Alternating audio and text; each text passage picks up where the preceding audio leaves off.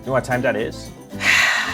Yeah, let's do time that is. You want to do 25? Sync. I didn't know if that one was possible. That was a bit of a swing. You were playing a game where you're like, I don't even want this motherfucker to have time to think. Let's see how good his reflexes are. That's why we do it, right? It's for testing our reflexes. Yeah, our mental acumen. We gotta make sure we're up to snuff if we're gonna talk about The Rescuers. Celebrating the liberation of a child? Is that... Oh, I see. That's not good, right? That wasn't a good one. I didn't like that, yeah. Welcome to Direct to Video. VHS. A podcast where we pair movies like fine wine. Can I tell you something about The Rescuers, Andy? Yeah. I thought it would be a better film. While I was watching it, I was like, there must be some mistake. This is the first episode of a pretty like high tier television series for sure. Yeah, I get that. But no, this is the movie. Like, it's fine. Okay. My very strong opinion is, I guess I have two very strong opinions. One, yeah, the place that they work for, the mouse rescue operation, is the garbage. Rescue Aid Society. And the Rescue Aid Society is garbage, and they should have done more to define what it is. Okay. Yeah. Okay. Two, all the characters in this movie are perfectly good characters, except for the two main characters who are garbage. Really? I rather enjoyed Bernard and Bianca. No, I'll. We'll get to it. Let me lay out my problem with Bernard and Bianca. I'll tell you, because I was thinking about it the whole time. Yeah. The whole problem with Bernard and Bianca is the first scene in this movie.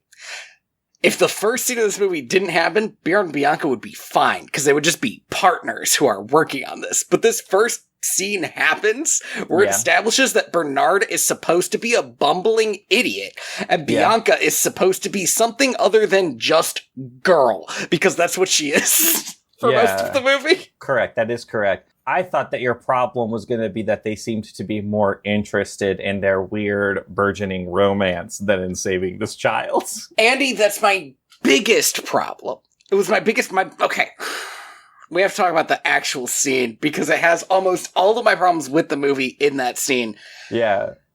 So before what I would call the opening scene, we see these evil gators who are so happy to be evil. I kind of love the design on these gators. I saw these gators, and in them I saw like every alligator ever drawn in a Disney movie. And then I was like, there are two of them. This is great. This is great.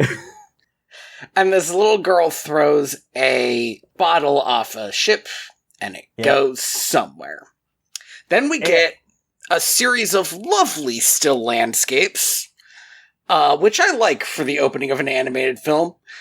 Still landscapes, we're watching this bottle float past all this stuff.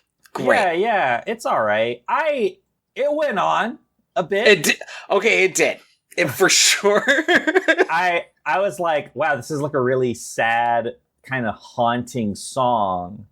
Does not fit with the rest of the movie almost completely at all. The movie does a lot to make sure that it doesn't really feel very sad or haunting or scary the whole time. Like, it does a lot to make you think, like, this is a kid's movie for kids. Relax. Even when it ratchets up the tension towards the climax, it's like, it does a pretty good job of like keeping the stakes understandable for kids, which I think is really hard when you have like two adult villains. Yes. The thing that I quite liked that I thought was really good at keeping the movie not scary for kids is that this little girl is, for some reason, not scared of any of this. She's just, like, so angry all the time and, like, fed up. It's really good. I truly think that, like, I know a lot of people, for lack of a better word, who come from, like, disaffected families, who really like this movie, who love this movie in a way. And I after watching it, I was like, oh, it's because it's one of the few movies where, like, the kind of the orphan character is pretty competent. It's just that they're a child. They're not. Yes. And they're a very young child too. They're like, 5 or 6 or something. She's escaped from these people like 50 times. Yeah, and the fact that she has such, like, gumption to understand that the situation she's in, but she's still, like, taking these opportunities, it makes her very, like, she's not incompetent, she's just a child. Right, and she knows that she has a certain amount of power in this situation. They need her. So they're not gonna get rid of her. So she just keeps doing shit. Anyway, so yeah, there's these series of landscapes, and then mice find the bottle when it washes up on shore in New York. Cut to the UN building. Pretty sure it's the first time we've seen it since Batman. Yeah, I gotta say, I was surprised that this movie started in the United Nations. This was such a choice, particularly because it is eventually revealed that all of these mice come from all over the globe because of this single letter. None of them have anything else to be doing. It's not like they're like, oh, we're all overworked, we're all rescuing people. They have nothing to do, and they still decide to send 2 mice to do this job. Why don't they all go? Why don't they offer any support? It's so strange. My hope when this started was like, oh, okay, so we're just gonna see, like, I thought the way this was gonna go is, oh, well, we're a bit busy to just take on, like, this case that has no information. But no, it's like, well, we thought this was gonna be more exciting. But that should be the setup, right? It should be that, like, that they're like, well, that's all of our business. Oh, there's one more thing. We found this note, but there's not a lot to go on. It might even be fake, yada, yada, yada. And, like, Bianca's like, no, let me take this one. I don't have anything to do, and I'm, like, junior enough. Come on, give it to me. And I'd be like, oh, whatever. But instead they're like, oh, yeah, go save that girl. Like, what the fuck are we doing? It feels so fake, you know? Yeah. There are all these mice from all over the globe. All they care about is saving this one little girl, which is hilarious because they will not be in the rest of the movie. Bianca, who is our main female protagonist, gets there late. Yeah, voiced by the illustrious and grand Eva Gabor, which is such a get for this movie. I was genuinely shocked. I was like, whoa, like she's like Hollywood royalty, right? It would have been like if they got Audrey Hepburn for one of these movies, you know? I was very shocked by this. So she gets in late, walks in like it's her fucking wedding, like right down the aisle. Everybody's just making goo-goo eyes at her, so, like, already not the coolest way to introduce a character. No. She wants this job. She gets it because the, like, head mouse in charge is... I don't know, man! Sorry, for everybody listening, I sent Tony a map of the east coast of the United States showing the supposed route of this message in a bottle going from New Orleans, which I think is generous. It was probably further west, but to around Florida up to New York where the UN is.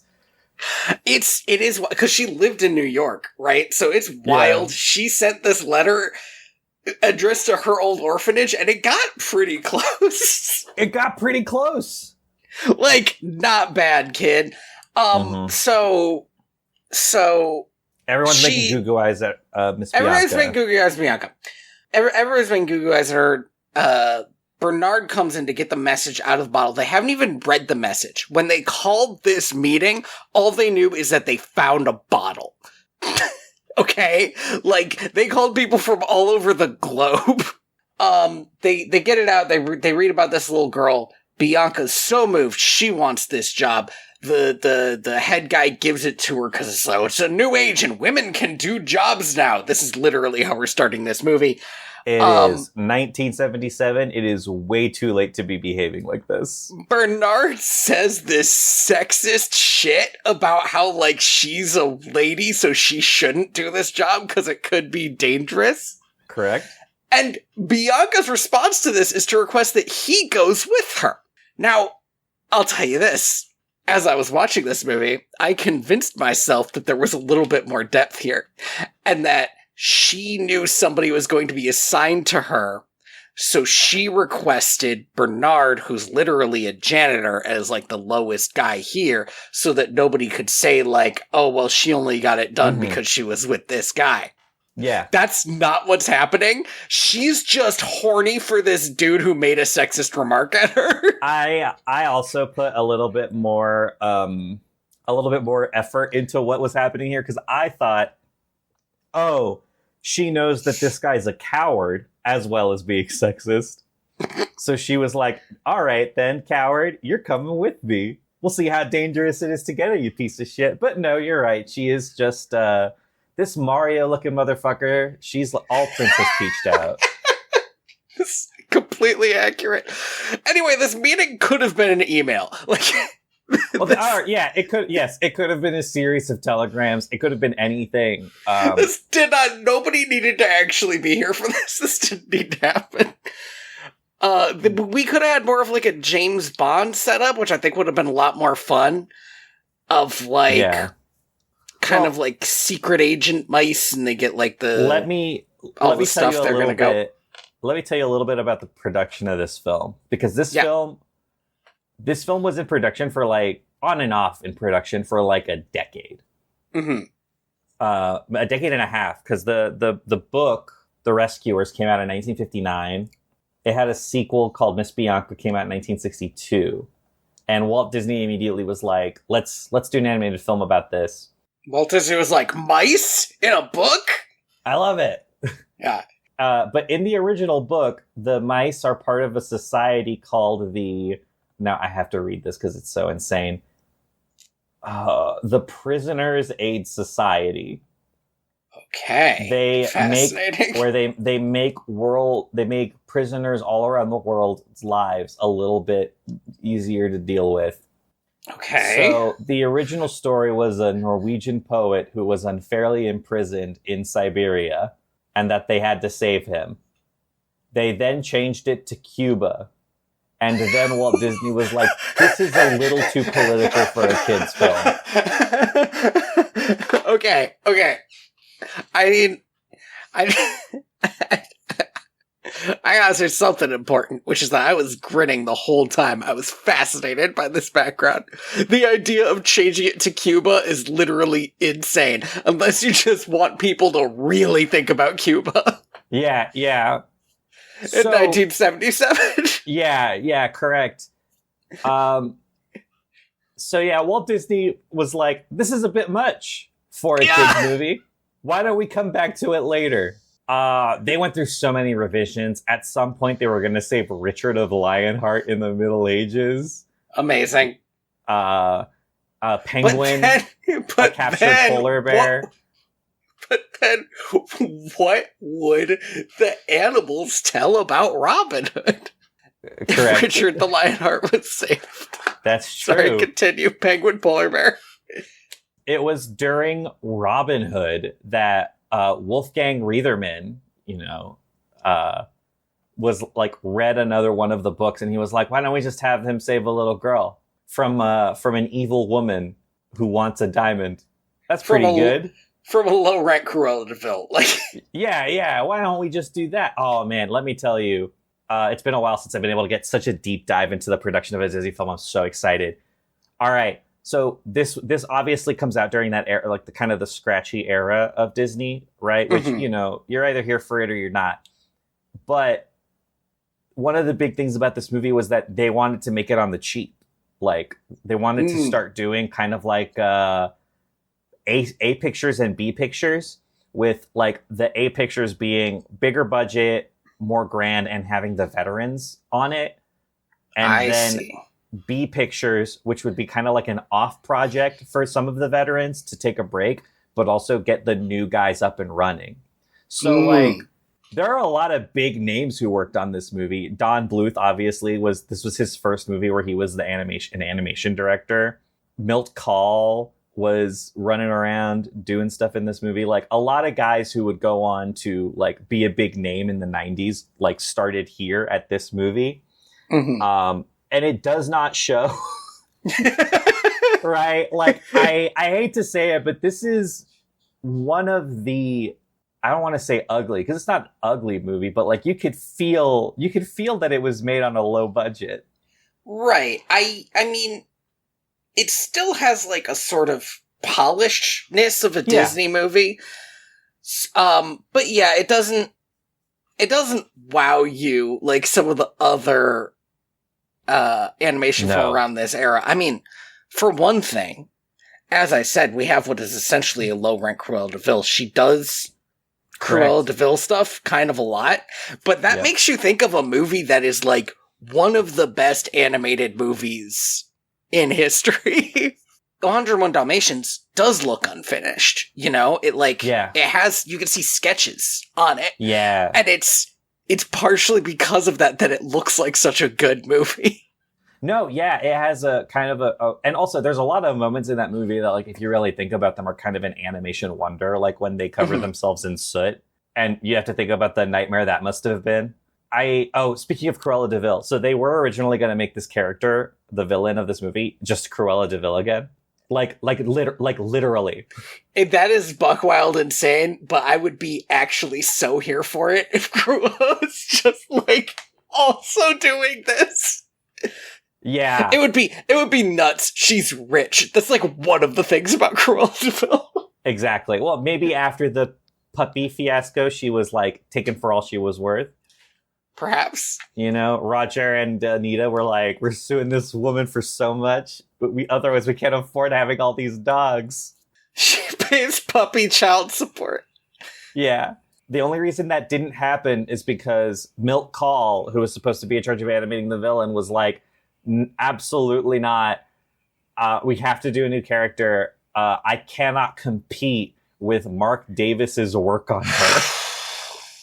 That's actually a really excellent point. If it was my job to make Cruella de Vil again, and I knew that I wasn't going to have the budget that they had, and I knew I wasn't going to have the time that they had, and I knew that, like, this was a veteran animator, it was a big fucking deal, I'd be like, please let me draw anyone else. Yeah. Milt Kahl decided to base this character on his wife at the time. But, whoa. At the time, huh? They got divorced a year later. Weird. And also, this was the last film he worked on for Disney, and was kind of obsessed with animating this character. So that sounds like somebody who only has healthy relationships. Right, yeah, exactly. This doesn't sound like a man going through a crisis of some kind. His wife, by the way, was a Disney. Like, he had married into the family. Oh. And then divorced. Out of the family? Yeah. And then, the only other change they made is the alligators were supposed to be bloodhounds, and they were like, nah, let's make them alligators. The alligators is better, for sure. Absolutely. Bloodhounds might have been a little too scary. A little too real? Like, yeah. There's a lot of interesting stuff today. Yeah. So, this movie was made on a budget of $7.5 million. Mm-hmm. Do you want to guess at how much it made at the box office? Well, it got a sequel, and I think the sequel was released in theaters, so it's gotta be, like, ridiculous. Like, I don't know, 40? Like... $169 million. Fuck. I didn't go big enough. This movie was a huge fucking success. I don't know why. Absolutely huge success. It's, like, mid at best. I will give it mid, maybe. So, I cheated a little bit. During its initial box office run, it did earn $48 million, but they just kept re-releasing it, and it kept doing numbers. Like, I mean, why not? Yeah, right? I truly think it was just like, because I'll say this right now. Aside from the weird sexist stuff with Miss Bianca, this is kind of an incredibly palatable children's film. I mean, and that's it's true. So short. It is like kiss over an hour. Like, do you know? Sorry. This is related, but a bit of a non sequitur. Yeah. All of the re-releases that they're doing, the reanimations where they're turning them into, quote, live-action movies, they're all, like, over 2 hours. And fucking why? Kids don't have the attention span for that. They're gonna have to pee. They're gonna be tired. 70 minutes! Like, original Little Mermaid was 80! Yeah! What are we 90, doing? You gotta aim for the tight 90 for a kid's film. Absolutely. Well, two things. One is that these movies aren't being made for children, right? These remakes. They're being made for losers like me who are kind of obsessed with this era of Disney animation, and they think that they can easily grab me with these remakes. I refuse to believe that anybody, either of our ages, really wants to watch the Stitch remake. I went to a little, it's not an anime store because it's only Hello Kitty stuff. Okay. But I went to one of those with May a couple weeks ago, or a couple months ago now at this point. Mm-hmm. And while we were waiting in line to buy some stuff, the makeup there is so cheap. And it's really good quality too, which is why we were there. And I like to look at the Hello Kitty stuff. The merch is good. The people in front of us were talking to the cashier for like 30 minutes about how excited they all were about watching the Stitch remake. And I was losing my mind. That is so gross. I was losing my mind. I was like, who are you people? You think they're all like Disney plants? They're just here to like drum up interests in the new Lilo and Stitch movie. Not only was I losing my mind, this is also how I found out that it was happening like for real. Like that it was coming out soon. I was like, oh no, this is terrible for my mental health. Happening in the future for a while. Yeah, right. And so I have not seen a frame of that movie, but I already know all of the worst changes they made to it because this is apparently how I live. They made Jumba the villain. It's weird. Yeah. The ending is just the ending to Hillbilly Elegy. No, really? Yeah, where Naughty goes off to college and abandons her family because it's, quote, the right thing to do. Whoa, what? That's insane. They fucking JD Vanced up the movie? That's crazy. It's literally insane. And since Jumba's the bad guy now, I think that means that they don't have, like, the found family thing, so Lilo just stays with the neighbors? Wait, what? Yeah, so... No. To be fair, I haven't seen the movie. I just know those two things about it. But, like, holy shit, right? It's, like, so wild. Anyway, I'm sorry I got us on such a tangent. What were we talking about? Oh yeah, this movie was very popular, made a lot of money. Mm-hmm. Despite the fact that I feel like, I guess my biggest issue with it, besides the, like, sexist stuff and the fact that the whole UN setup was very weird, is that it has very little of what I would call its own identity. Yeah. It just feels a lot like other Disney movies, and it's kind of coasting on that energy. A little bit. Maybe because, like you said, it was almost supposed to be like a B-side version of a Disney movie. I think it's one of those things where you have a lot, and I mean a lot of talent on this film. Mm-hmm. And I really don't think this was anybody's passion project, so you don't get any of the weird stuff that happens with the passion project. Well, maybe this was Milt Kahl's passion project against his wife specifically, but like apparently the movie as a whole wasn't like, there wasn't anybody chomping at the bit to adapt this book, and I think that's kind of where you get a lot of the juice. So this movie just kind of feels, like you said, it feels like coasting. Well, and it's hard not to compare it to Great Mouse Detective, oh, yeah. which feels like it had to have had a lot of that same, like, setup. Like, it was based on a book. It's a mouse movie. They're saving a kidnapped child. But that one's great. There's so much fun stuff in that movie. Yeah. And this movie is just like, all right, I want to be clear. I didn't hate any of this movie. I was just like, this is fine. I cannot stress that it feels like the pilot episode of a show. Like in pacing, really does. in tone, even the like weird romance of Bernard and Bianca feels like a setup to like, and this is why they're together for the rest of the season, right? Like It's just so quickly paced. So Bernard and Bianca's weird romance, where they're always constantly flirting, and Bernard's always trying to protect her, and Bianca thinks it's hilarious. All this nonsense. I was watching it, and I was like, I wonder if I will find this more palatable in the sequel because these will be established characters. And then I thought, but if that's true, why didn't they just make them married or something? Like, I think that would be kind of fun if it was just these two married mice who go out to save people. Absolutely. It would give me big, there's a really obscure noir detective series about a high-class married couple that just goes around solving mysteries. And I love that shit. The one that was like a radio show, right? Yeah, it was a radio show for a long time.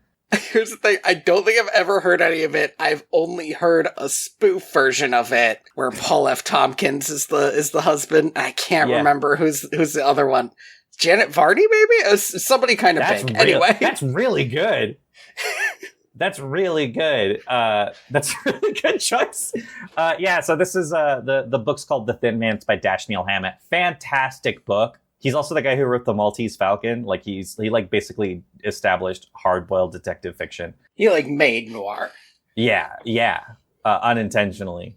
But yeah, and then they were in a bunch of movies and a bunch of radio shows. What the hell did they get up to? They gotta go find the girl's orphanage, because that's where she addressed the letter. Yeah. So they go to the orphanage, and while they're there, they're looking through her stuff and pretty quickly putting together, like, this girl was kidnapped. They meet a cat called Rufus. I like Rufus. I love this cat so much.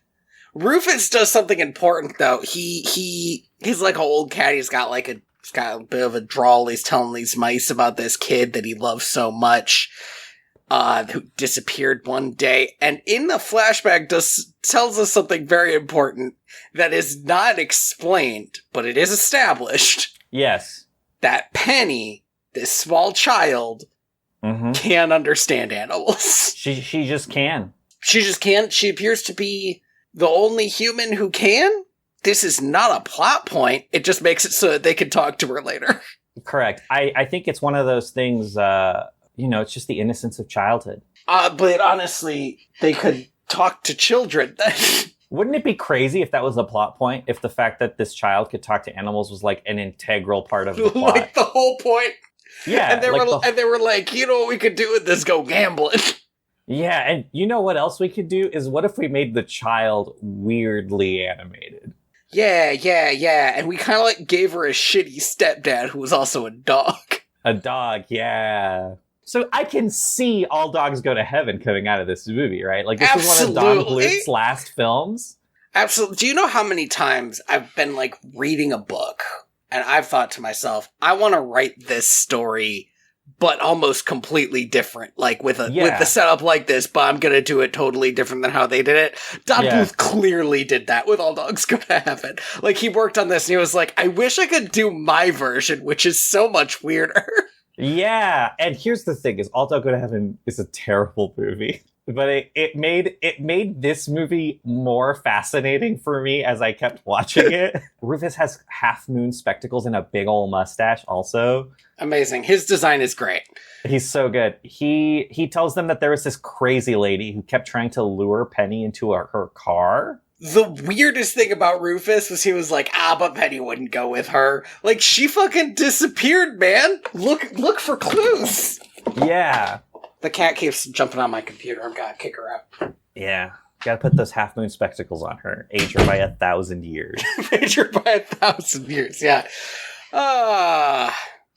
They go to her pawn shop. Sorry, did we say her name? Her name? Now she's yelling at the door. Oh. I was gonna let you say it. Her name Yeah. It's written on the door is Medusa. Now, Madame Medusa. Now I have a... Why are you yelling? They're going. I have a question. Yeah. Do you think in the history of the world anyone has ever named their kid Medusa? You know, I've been watching Taskmaster recently. Sir, is there a contestant named Medusa? There is a contestant named Morgana, which is like 2 steps removed. I mean, okay, but Morgan's like a name, and I could see you putting the extra oomph on it just to give it a little theory and authenticity. But Medusa's a snake lady. Yeah, there has to be a human being. A lot of bands. Now, I would name a band Medusa in a heartbeat. Medusa is a great name for a band, particularly if you got a little something before it or after it, like Medusa's Curse, or, you know, something like that, Eyes of Medusa. Yeah. But as a human name, Madame Medusa is crazy. Maybe it's like a nom de plume, right? It could be, and I think that would be fun, except that we'd never hear her ever called by another name. And I think it'd be cool if, like, it was revealed near the climax that her name is Carol. Like, I just think that'd be a fun bit. Yeah. Anyway, this is Cruella de Vil, essentially. And yes. it does change my understanding of her to find out this was originally supposed to be Cruella de Vil. Because my big note on her is she shouldn't be doing so much reckless driving because it just keeps reminding me that she's not Cruella de Vil. Mm-hmm. But now I think probably all that was written in when it was originally Cruella de Vil. Yeah. Because she does a lot of reckless driving. She drives recklessly in her car, on boats, just whatever she's got. Yeah. She's just incredibly unsafe with everything in her life. Like weapons, pets. Oh man. She'll point a gun at people so quickly and fire it.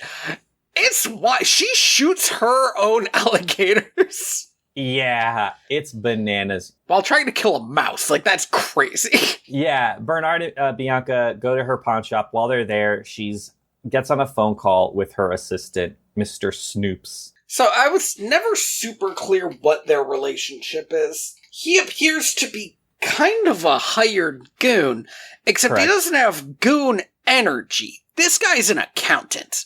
Correct. Like, and so I'm not sure why he was assigned to be the kidnapper. This is not his area of expertise. There is a bit later in the movie where it even looks like he might do a heel turn for like half a second. Then he doesn't. But he clearly is not the main bad guy. Maybe not even evil guy as much as he is under her thumb. Yeah. But it's so weird that he's here. Because he's just like kind of a guy. Yeah, he gives me like mob accountant vibes, you know? Like he thought this was going to be like a respectable job, and now they're asking him to do hits. There's no way ever this was a respectable job. Well, and that's kind of the thing, right? The thing I get about Mr. Soups is, like you said, he gives me accountant energy, but also like his life must have fucked up somewhere so bad Something to be in this happened. Position. For sure, yeah. For sure. Also, the amount of disrespect that every single character in this movie shows to him is so good and so funny. I mean, there is a great moment, I think, where he is like yelling at the little girl and yelling at the alligators, and the alligators are like about to chomp him up, and he's like, I'll just go get her out of here. And she's like, whatever, I'm not even afraid of them. The alligators don't attack her like they attack him because they know she's not afraid of them. Like, they're reacting to his fear. I love that. That's so good. Also, alligators' names are Brutus and Nero. Yes. Now, those are good names. Love those names for a pair of alligators. Yeah. So Mr. Snoops is telling her that he lost the child again. Mm-hmm. And she's like, I cannot believe you're so incompetent. I'm going down there myself. Right. And this is great for our 2 mice because they can just tag along with her. I mean, it should be, but they fuck it up so bad. It's true. In fact, if later in the movie they hadn't gotten shot down accidentally, they might never have found her again. They That's try to true. get in her luggage, but she drives so recklessly that the luggage flies out of the car, which genuinely hilarious. I guess she's just got to buy stuff when she gets there. And they have to go fly their own way. Now, Yeah. I should have I remembered this character, but I had no concept that this was what was going to happen next. Because it actually would probably be easier for mice to just get on a plane. Yeah. Yeah, you would think, but they don't. They arrive late to the flight. And I think this is where I understood kind of what they're going for with Bernard and Bianca, which is that Bernard is like superstitiously obsessed with bad luck. Bernard does have this bad luck thing, specifically about the number 13 and almost nothing else. It kind of feels tacked on, and I wished that there was a payoff for it, but there's never really a payoff for it. He just doesn't like bad luck. Sorry, go on. And Bianca is just doesn't give a shit, and in fact seems to be incredibly lucky. She's kind of devil may care, like, this will all work out. The child's life hangs in the balance, by the way. But she's like, it's fine. Oh, don't worry about it, Mr. Bernard. I'm sure it will be okay. It's like, there's alligators, man. I am getting up to here with the amount of, just idiot birds that we have to deal with in all of these movies. We do get a lot of idiot birds. It was apparently a very popular style of character for about a decade and a half, maybe. Just like... I want to say 3 decades. How are we going to round out this cast? Let's put a really stupid bird in. I don't know, this is 77, right? Yeah. Little Mermaid came out in 89. I don't know how many there were after that. Shit, there was the Balto one. He wasn't that stupid, though. I don't know. He was Russian. he was just Russian. Let's not get racist about the birds. But yeah, it's wild how persistent this this character is. I was kind of done with it. I cheered when he got shot out of the sky. I was like, oh, thank God. And then he gets fucking airplaned into a boat engine. It was like Sully going down. Yeah, this bird's life is ruined after this. He's apparently fine. Yeah, it's like an albatross, right? But it's correct. It's a big bumbling. He's what is the bird from Little Mermaid? He's the bird from Little Mermaid. Anyway. Oh man. Scuttle. He's like Scuttle. Kind of a dumb bird. But he's also a plane. He's the plane. Yeah. He flies with these 2 mice, despite the fact that it's supposed to be like an airport. Only 2 mice at a time. That's wild. A love song begins playing, and I got pretty mad about it. Because you all are trying to save a little girl. Get your shit together. They're on a romantic air journey for what seems like days. It does seem like days. They're like falling asleep in each other's arms.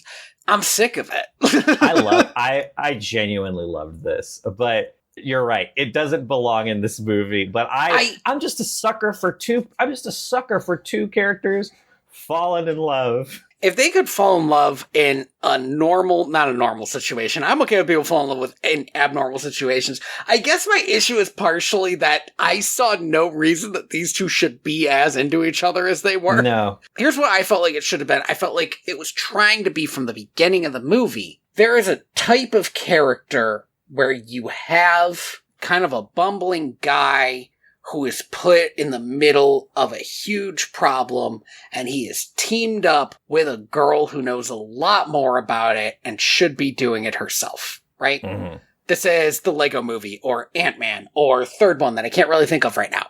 Yeah. And, I don't love that trope. No. But I realized after watching this movie that I like that trope more than whatever they were doing here.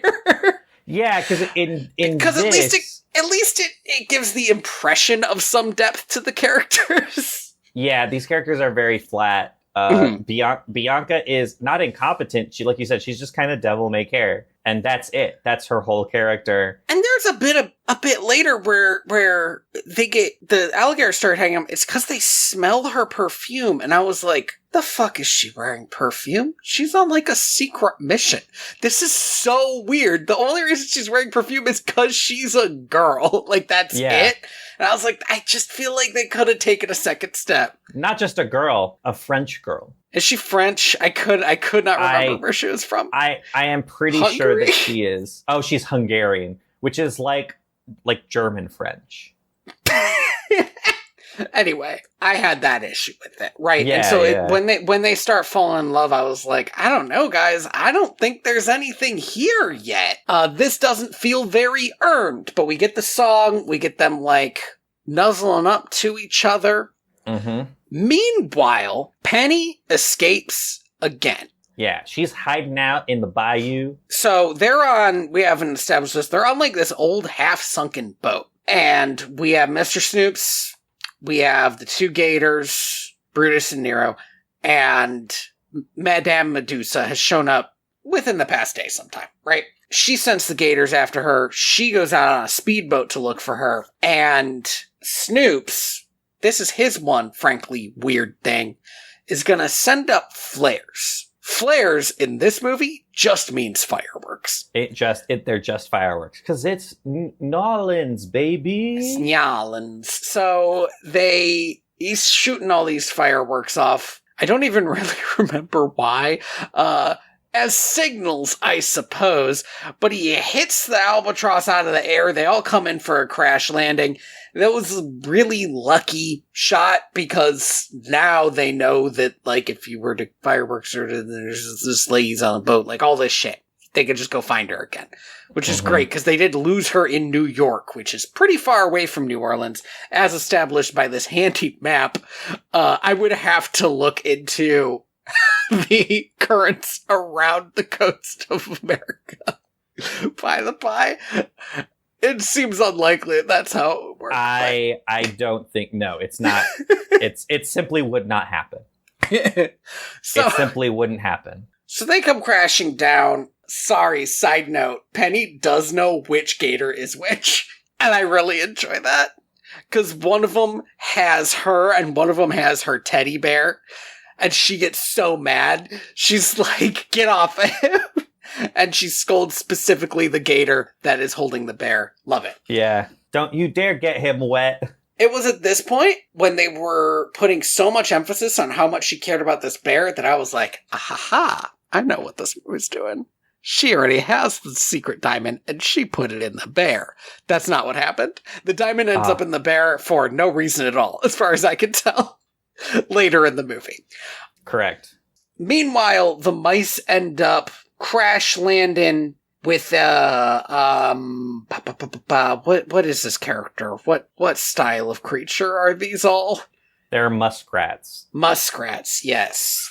With these muskrat hillbillies, and they're basically told that they'll provide backup, which is again more than the actual rescue group that they're part of has done. Correct.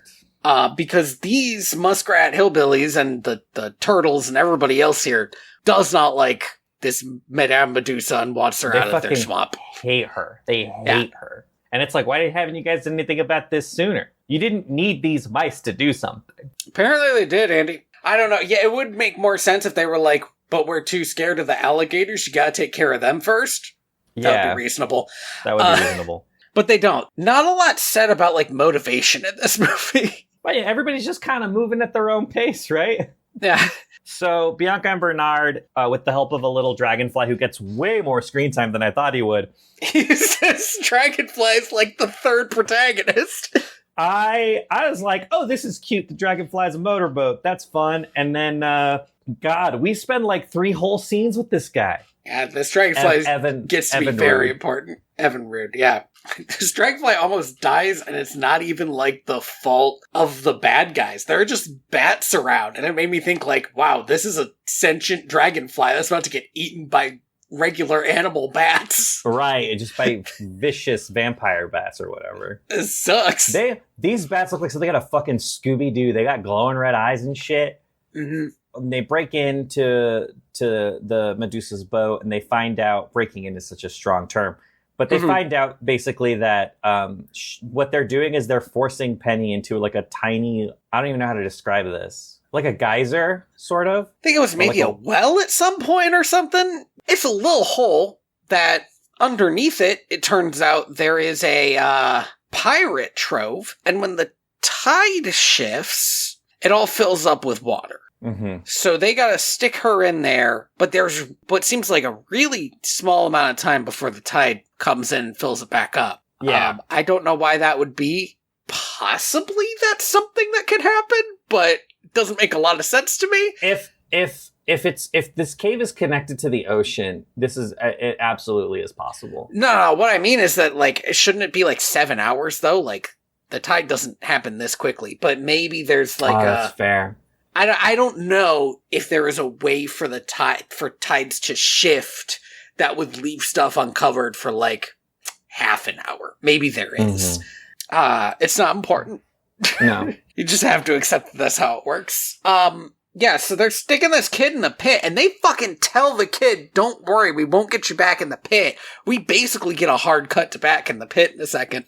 They also ask the little girl to help, which, in my opinion, means that the rescue has gone wrong.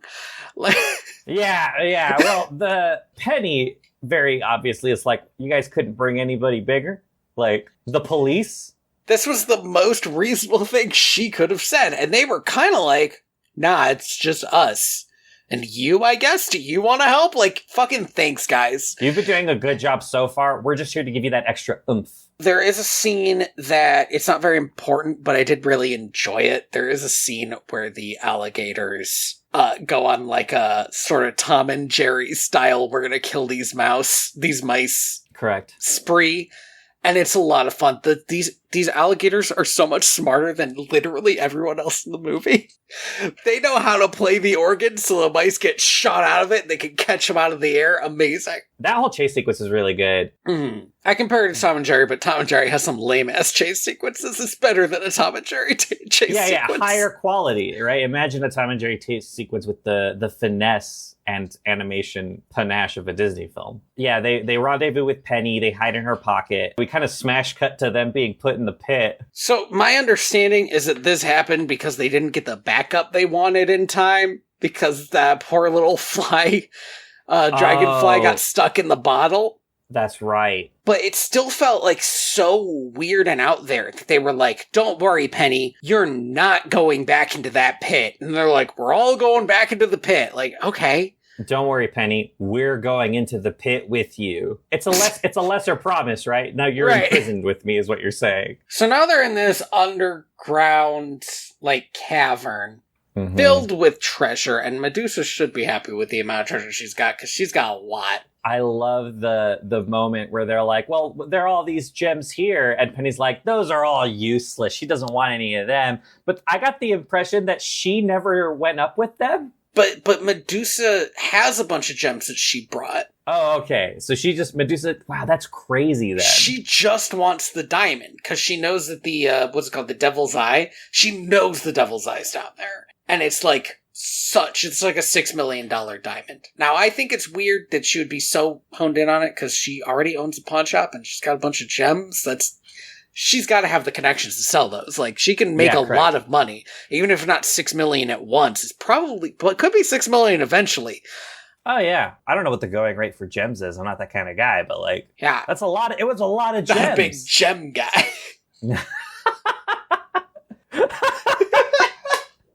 So, they go there's a pretty good line where Penny says this is an old pirate cave. Yeah. And the mice are like, how do you know that? She said, because of him. And she points to a dead pirate. Just a pirate skeleton just down here. Yeah. Talk about going down with the ship. I love Penny so much. I guess it's one of those things where part of the I think frustration, right, in All Dogs Go to Heaven is that the child in that movie is basically luggage. You know? Yeah. She's like a really expensive lamp that these two dogs kind of have to haul around and argue about. But Penny is in a lot of ways the driving force of this movie. Nothing gets done without her, and she's so mad about it. They find the diamond inside of a pirate skull, which is awesome. Great. Good shit. And it's just, it's at this part, like you said, like a geyser part, where it seems like this is essentially a drain where during low tide, the water leaves that way, but during high tide, it flows back in, and Penny's always been too scared to go over there. This is like a reasonable reason why she's never found the diamond. Yeah. She doesn't want to put her life in danger and die. Yeah. She does, though, because the mice find the diamond, and she has to go there to get it out because they're fucking useless. And I don't want to be too mean about it, but they're not helping this little girl as much as they should. Really, they're really not. So she like pries open the skull with a sword. Awesome. I kept thinking, like, man, take that sword with you. There's no reason for her to have a sword. It would not help her, but like... No. She could barely wield it. If I was 5 years old and I was kidnapped, I would take the sword. I would be so stoked. It would escalate the situation for sure, but I'm 5, you know? Like, I would just be stoked to have a sword. They barely make it out. This whole scene's pretty intense. mm-hmm. Because like everybody almost drowns like once. They get out as soon as Medusa gets her hands on that diamond. She becomes like comically evil. Like she was like evil before, but the moment she gets her hands on that thing and her eyes in it, she's like triples in evil. Yeah. Well, she immediately turns on Snoops and starts waving her big gun around at both him and Penny. Luckily, that little dragonfly's finally gotten back, and these animals are ready to charge for some reason. There's not like a lot of reason why it would happen now. A real Light Brigade moment. Like I was convinced that all of these animals were gonna die. This woman has a gun. Okay, so this whole sequence is pretty fun, but it's also really complex. Yeah, there's a lot of stuff that happens. I do want to mention again that Medusa put the diamond in the bear. There's no reason for this except that it means that when Penny gets the bear back, then she gets the diamond, and we just like know that. Yeah, but it's like it doesn't make sense for her character. If Penny had hid the diamond in the bear, I would have understood, but that's not what happens. No. It's not important. It bothered me because I was waiting for the whole time for Penny to put the diamond in the bear. Medusa does it, and I was like, why? So it's a twist. But the kind that's disappointing. The animals are attacking the boat. The alligators are chasing Bernard and Bianca. Mm-hmm. Medusa, Snopes is just trying to get away. The alligators get put in like a elevator, which I'm not exactly sure why it's on a 2-story boat anyway. But I think it's if it was I couldn't tell, but if it was like one of those old paddle boats, those did have elevators. Neat, right? But it's one of those old cage elevators. You know, the ones you can picture them. There are probably still some like around in New York or something, like places where they've never swapped out any of the old stuff. So, gators are trapped. That's very useful. Snoops gets, like, got, and I don't remember how. It's, like, not that important that he gets beat because he's just, like, leaving. He doesn't want anything to do with this anymore. Yeah, well, he had a gun pointed at him, you know? Yeah, he's over it. So, he just kind of, like, is trying to escape. Medusa takes a pot shot at Penny. Yep, wild. Like, straight up. And, because Penny's trying to start her boat? Right, yes. And they're trying to blow up the ship at the same time. Yeah. Because the Bianca and Bernard set off the fireworks, but inside... No, not Bianca and Bernard. The animals set off the fireworks that are all stored up in the ship. Right. That Snoops was using as, like, signals. Everything explodes. The riverboat sinks. I'm honest with you, I don't really remember what happens after this until we get back to New York. So again, I remember it was a bit that much. I think Snoops gets away because he's like laughing at Medusa. At Medusa. Medusa is like stuck on whatever's left of the riverboat, like sticking out of the water, and the gators are like snapping at her, which I do think was a great like. Oh yeah. punctuation on everything that happened. Is like they're so upset that they're going after her. They've never done that before, and she can't get down. And then, they all, I think we smash cut to we don't smash cut, but we essentially smash cut to the news article, or the news story, right? Yeah. Oh, here we found this little girl who had a famous diamond. Right, this little girl gets adopted, and, that's great and all, but it doesn't have anything to do with the fact that she's probably worth an amount of money now. I know it's at the museum, but if she donated that, she's an idiot. I think I was hoping that I always thought they were going to be 2 scientists from the Smithsonian adopted this brave little girl. You know, in that'd be adorable. That time travel movie, Meet the Robinsons. I've never seen Meet the Robinsons. You've never seen Meet the Robinsons? If you want to add it to the list, we could add it to the list. But no, I've never seen Meet the Robinsons. Wow, that's crazy. I don't think it is. I think I was just a little bit too old for Meet the Robinsons. It was also in Disney's really awkward animation stage. That's true.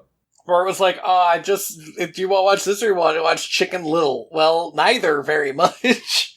Meet the Robinsons was all right. It was okay. Okay. 2007. Yeah, I would have been in middle school. The big orphan energy, that movie. Mm-hmm. She gets adopted. All the mice are watching the news story and they're cheering and stuff, which is I don't know why you guys care. You didn't do anything. Well, see, this is the thing. I really wish that they were more of a thing. As a secret society, they're kind of garbage. Really, the only thing that makes them secret is that they're mice, and only Penny can speak to animals. Only Penny and possibly all children. Maybe all captured children? All in danger. Maybe, hopefully we'll get an answer in the next film. The rescuers down under. Down under. While they're cheering, the dragonfly, God fucking forbid. Oh yeah. Forgot it was him. Shows From up. New Orleans? From Yolans? And Bernard and Big are what the fuck are you doing here? And the dragonfly's "Vuh, vuh, vuh, vuh, vuh." And they're we gotta go on a new adventure. And that's what really makes it most feel like a Saturday morning cartoon. Right? Also, I think they are a thing now, because Bianca's an adventure for a honeymoon or something like that. Yeah, something like that. They're such a thing, it's ridiculous. I kind of wish that, I said, it's one of my bigger issues with the movie that they felt the need to have this be their first romance, because I didn't buy it. And if they were an established couple, I would have been fine with it. Yeah. Even if they were an ex-couple, in Puss in Boots, The Last Dance, The Last Wish, the Puss in Boots movie. Yeah, The Last Wish. That was the movie. Yep, that was the movie. It was all right. That was alright. It was much less depressing than the last movie, but it also didn't feel as much of a work of art. I was really hoping to get more from it, Yes. And in fact, The Rescuers Down Under, I believe, was released in theaters. And The Rescuers might be the Disney movie that I think least needed or asked for an actual full production sequel. Yeah, no, absolutely. It is 110% not necessary. That's the wild thing to me, is that the next movie we're about to watch is not a direct-to-video home release. No, this baby went on the big screen. And why? Because this movie was so big. Now, according to you, according to the numbers, it was. So, yeah, it was huge. It was released 3 times in 2 decades, in theaters, and every time it did gangbusters. But yeah, I'm looking at the movies that came out. We're talking right, the Many Adventures of Woody the Pooh, which is also kind of just a movie for kids. But I cannot stress that it is one of my favorite movies. It is just such a treat. I love watching it. It's got such good vibes. And then after The Fox and the Hound, which is another one of my all-time favorites, even though it's one of the saddest fucking movies. It's an extremely sad movie. But I guess what it is it did really well. And also, they really did leave themselves a good hook for just, we could just send these two mice wherever we want. I guess my big issue is that we've already watched The Great Mouse Detective, which, and I know, I know it was a different time, right? Like, different stuff was happening in Walt Disney. Yeah. But I felt like that movie is so much more deserving of a sequel. Right. You could have gotten, The Great Mouse Detective 2. The Last Wish. How many movies have they done that have gotten a sequel in theaters? Very Wreck-It Ralph. Few. I feel like Wreck-It Ralph, Frozen. And now Moana. That one barely counts, but okay.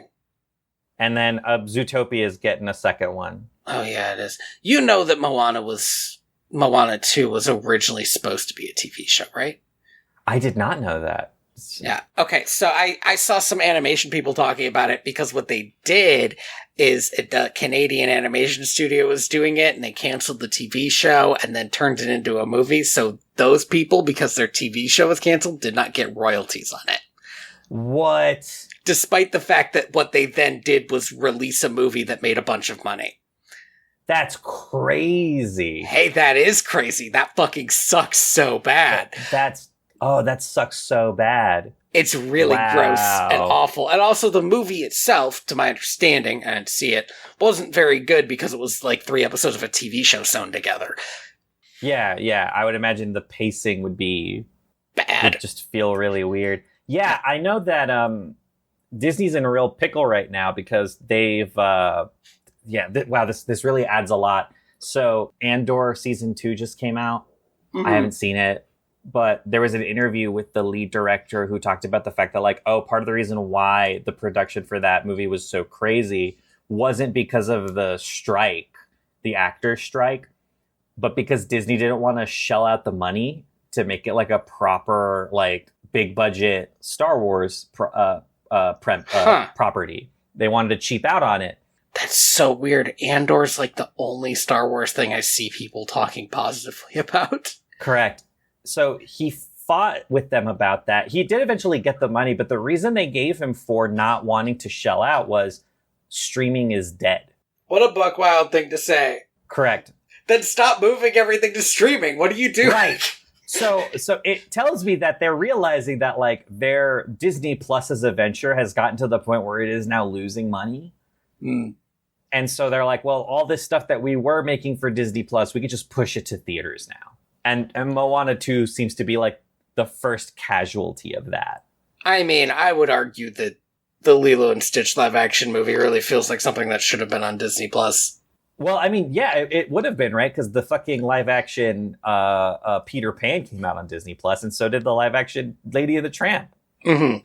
Yeah, anyway, it's wild. It's wild. Isn't it wild? It's wild.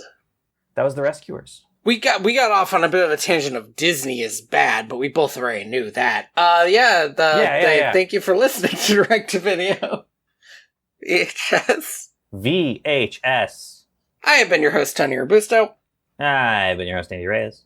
You can find me at inspiredtrends.org, and you can find the podcast at direct2.video. Uh-huh.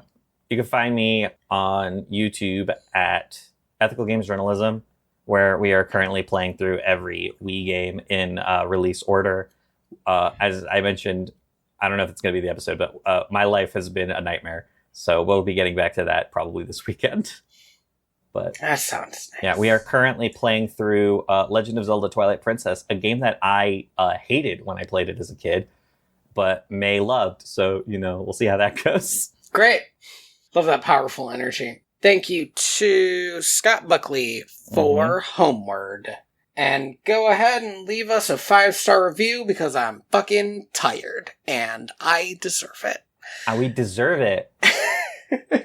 And yeah, join us next time for The Rescuers Down Under from the studio that brought you The Prince and the Pauper. That's just what it says on the poster. It released with The Prince and the Pauper together as a double feature. Oh, that's crazy. Oh, this movie is also a delicious 77 minutes. Beautiful. Love it. Okay, I don't want to get on too much of a tangent, but is this why movies used to be a reasonable length? Because they would be double features? I love that idea. I love that idea. You would get like Pixar does the like, oh, we have a short and then we have the movie thing. Yes. Like it used to be you would get like you would either get 2 movies or you would get like a pretty decent length short, like a 30-minute. Right. Right, and then you would get the full feature. This is what we don't get anymore. This is what we've missed. Now you can just see a preview for Superman, which is like, okay, I guess, but it's not the same. It's not the same thing. It's also like the previews themselves are getting too long. I just need, hey, a Superman movie's coming out. It looks pretty good. And I go, all right. We don't have to make a whole production out of it. Save the music for the movie. I'm trying to find out what Disney movie first broke the 2-hour mark. I am the ghost of John Smith. Oh wait, now I have a whole other bit now that I do. Okay. I mean, you can... There. Hold on. Here in the animal kingdom, we have stories about these 2 horned up mice. And you're really gonna hear about them. And all their honky ways.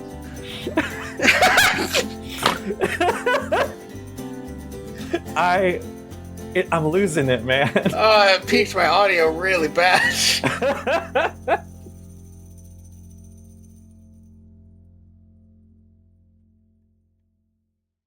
If we ever had merch, it would probably have that lamp quote on it. I feel like we've made reference to the lamp a million times. Yeah. I'm always thinking about lamps, man.